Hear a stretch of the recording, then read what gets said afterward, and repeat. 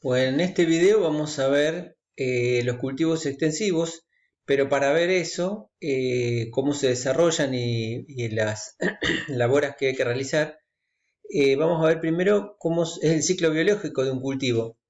En general tenemos cuatro etapas, ¿no? Germinación, vegetativa, etapa reproductiva y madurez. Esto ocurre en todos los años en los cultivos anuales, y junto con la madurez está la muerte de la planta.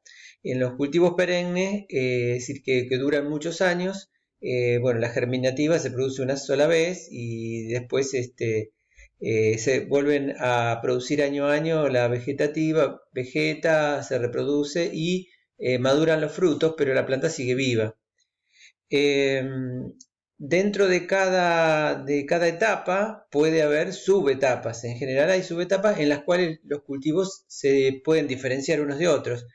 En general todos los cultivos todos los cultivos anuales cumplen con estas cuatro etapas, pero en algunas de ellas se pueden diferenciar distintas subetapas que son distintas para cada cultivo, y que el conocimiento de esas subetapas facilita el manejo del cultivo luego. Este es un cultivo de maíz y vamos a ver cuáles son las etapas. Primero hay una etapa, bueno, acá no está en el dibujo, pero es una etapa anterior que es la siembra hasta la emergencia, que sería la de germinación. No está en el dibujo, pero hay una etapa anterior que es la de germinación. Desde que se siembra la semilla hasta que emerge el cultivo, sale la plantita fuera de la tierra. Ahí comienza la etapa vegetativa. En este caso está representado y generalmente se le ponen nombres a las subetapas, por ejemplo, vegetativo de emergencia, cuando está recién emergiendo, B1 cuando tiene una hoja totalmente desarrollada, B2, B3, bueno, en el caso del maíz tiene estos nombres, en cada cultivo puede cambiar.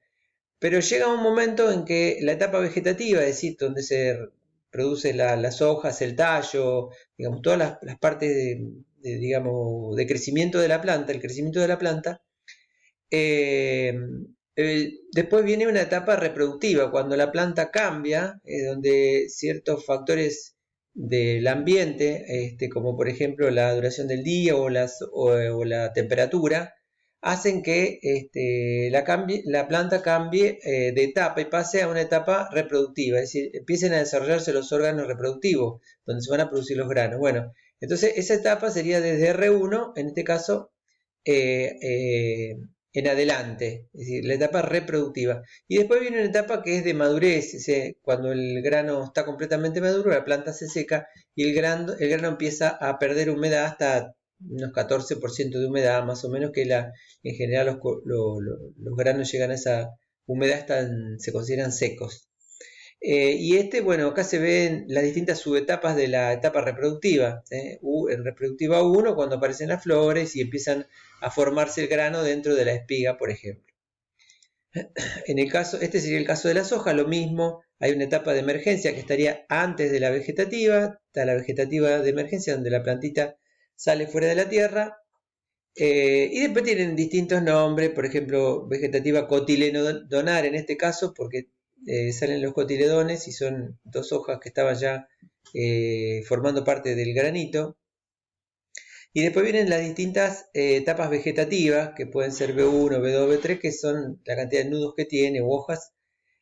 Pueden llegar hasta B12, acá está resumido, pero después llega un momento en que la planta pasa a estado reproductivo, es decir, que se empiezan a formar, los brotes empiezan a transformarse en brotes reproductivos y empiezan a dar flores, y esas flores después frutos. En el caso de la soja, bueno, el fruto es una vaina, un chaucha, con sus semillitas o sus granos adentro.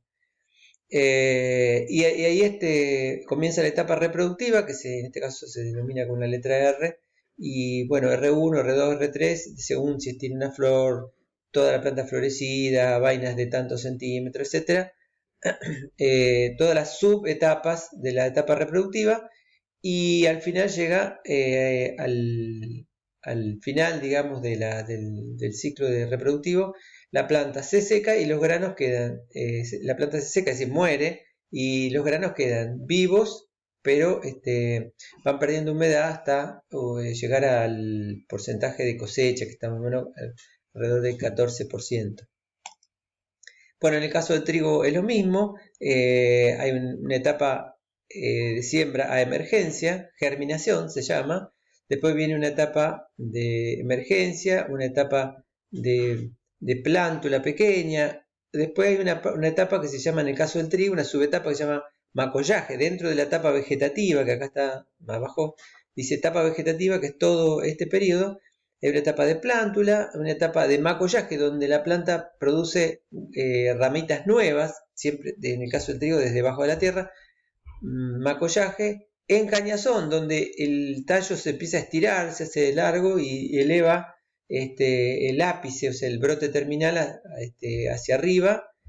Y por último, ya al final del encañazón se produce la floración, o sea, una etapa que podríamos decir reproductiva, donde se sale la espiga y empieza a florece y se empieza a llenar el grano.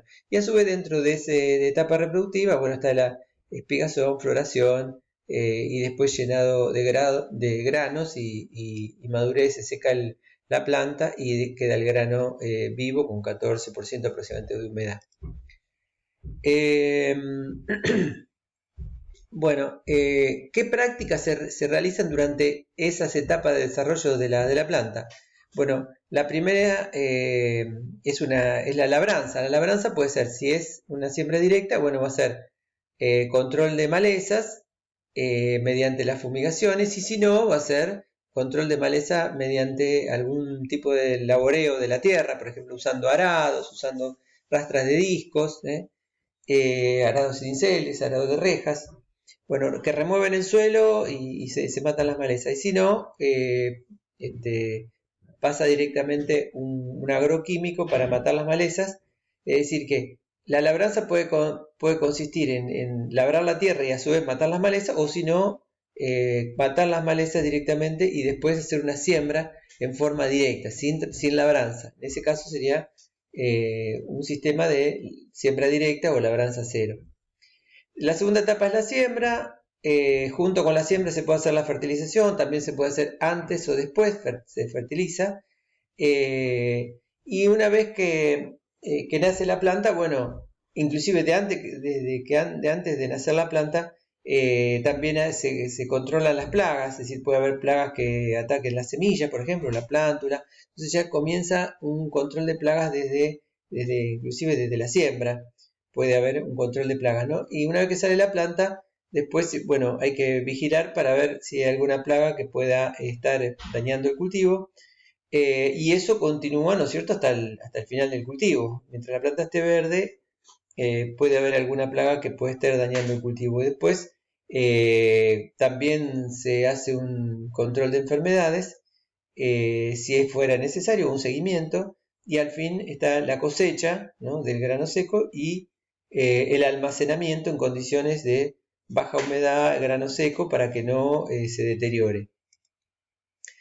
Bueno, acá hay una siembra, que en este caso es trigo, se siembra en surcos, acá previamente hubo un control de malezas químico, no hubo una labranza, se ven todos los palitos que están en la superficie, y se siembran surcos que, bueno, en el caso del trigo son a 17 centímetros y en el caso de la soja pueden ser a 35 centímetros, a 52, más o menos en 3 surcos. Hay varias distancias, pero más o menos son las más comunes.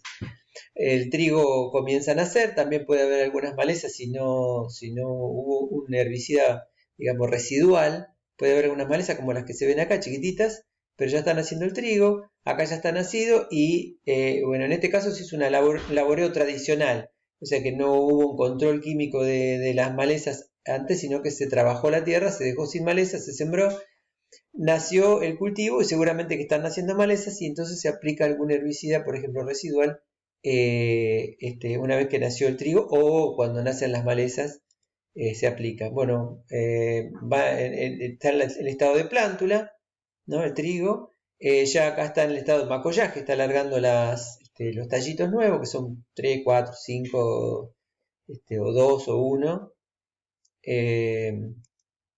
ya en una etapa más avanzada y más avanzada. En todas estas etapas lo que hay que ir haciendo es controlando las